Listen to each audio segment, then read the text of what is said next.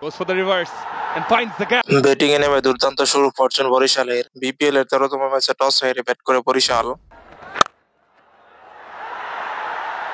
নাজমুল হোসেন শান্ত 41 রানের অসাধারণ ইনিংস খেলেন। More than 200.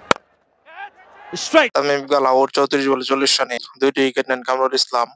ফরচুন বরিশালের সংগ্রহ 6 ওভারে 46। এরপর প্রতিরোধ করেন কাইল মায়ার্স।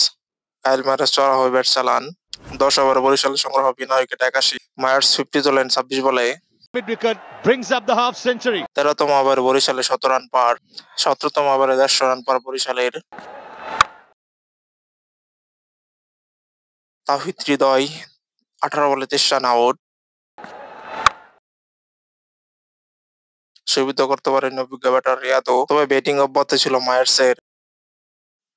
6 বলে 20 রানে জোড়া ইনিংস খেলেন ফাহিম আশরাফ। এতে বরিশাল 20 ওভারে 5 উইকেটে তুলে 197। ম্যাচ জিততে রংপুরের দরকার প্রতি ওভারে প্রায় 10 রান করে। 198 রানের বিশাল টার্গেটে প্রথম ওভারে উইকেট হারায় রংপুর। হেলস 3 বলে করেন 1 রান, উইকেট নেন তানভীর ইসলাম। করতে পারেননি সাইফ হাসানও, 5 রানে আউট। উইকেট শিকার করেন পেসার আশরাফ। ইনিংস বড় করতে পারেননি তৌফিক খানও, 38 রানে আউট।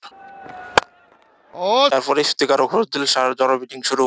আশার আলো দেখে রংপুর। শাহিন আফ্রিদি শিকার ইফতিকার আহমেদ 33 বলে 48 রান করেন।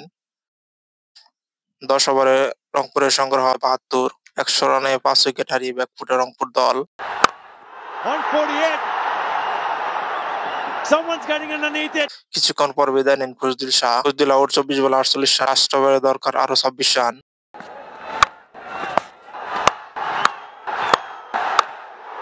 নুরুল হাসান সোহান 6 বলে 6 বাউন্ডারি মেরে অসাধারণ জয় ছিনিয়ে নেয়। নুরুল হাসান সোহান 7 বলে 32 রানে অপরাজিত।